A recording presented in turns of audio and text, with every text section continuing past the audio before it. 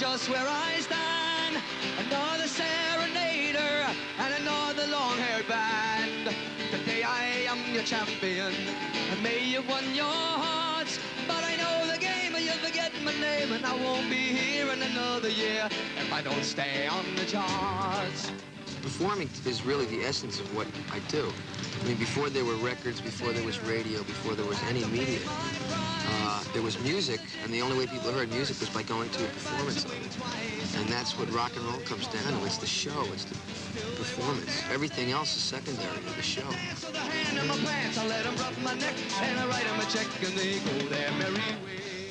You perform in a jacket and tie. You're photographed in it quite frequently. Why? About 3 years ago, I put on a jacket and a tie as a goof, and it felt good. This was the days when everybody was either wearing, you know, ripped T-shirts and, granola boots, or else they were wearing, flaming headdresses and glitter, and I just wasn't comfortable in that stuff. And the jacket and tie kind of became my trademark. I mean, I don't wear my tie all the way up. It's not like I'm wearing a tuxedo. And a lot of times I wear jeans and sneakers with the outfit.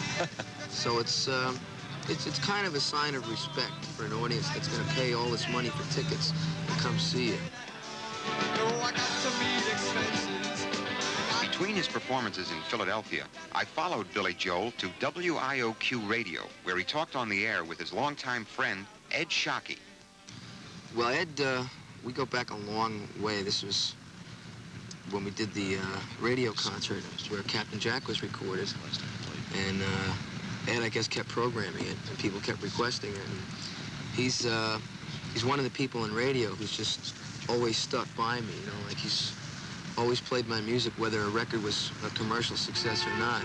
In the past, you've been sort of cynical about the showbiz aspects of the music business. Are you still cynical now that you've achieved success? I don't buy the whole American dream thing of what success is, like a lot of money and being able to retire before you're 30. That's not success to me. Success is doing what you like to do and being good at it. Now, I met too many stars who were the, real established big stars, and I've seen it go to their head, and it's boring, Well, me and my deal and my movies and, well, my image, it's like, get away from me, I was going to ask you a little bit about your background. I know we've talked before about it, but you started piano at a real young age, right? Like four, yeah. And I guess what you learned classical. They didn't say, hey, play the latest Beatle record. They said play. No, you start with the John Thompson book. Right. And anybody who takes piano lessons must know about the John Thompson books. They're these red books, and every song has a title like The Strong Man, The Swan, The Lake. The first song I ever learned was song number 1 in the John Thompson music book. It's called Off We Go to Music Land, right?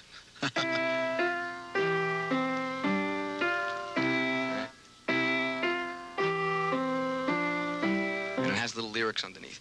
Off we go to music land, and take my hand, something like that. And I started riffing on it right away.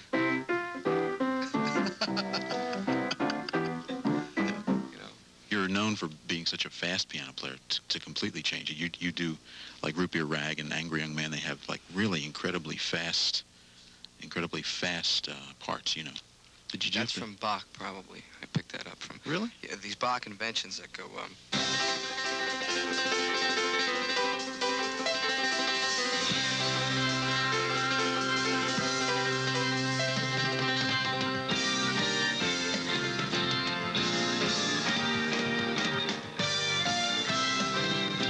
One of Billy Joel's top songs has been the one he calls Angry Young Man, which many people would say also fits his image.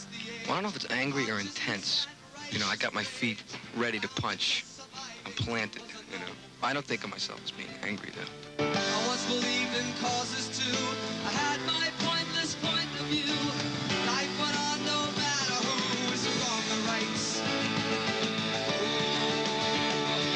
There's always a place for the angry young man with his fist in the air and his head in the sand. And he's never been able to learn from mistakes, so we can't understand why his heart always breaks. His honor is pure and his courage as well. He's fair and he's true and he's boring as hell. And he'll go to the grave as an angry old man.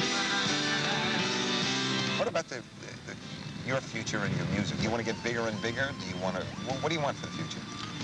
It's really abstract. I have my own musical ideals. It has nothing to do with selling a lot of albums.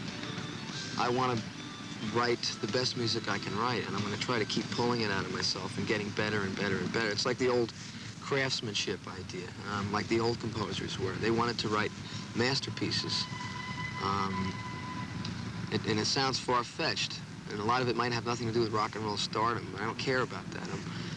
I want to just keep satisfying myself musically and see what I can come up with, challenging myself. I don't need you to worry for me, 'cause I'm all right. I don't want you to tell me it's time to come home. I don't care what you say anymore, this is my life.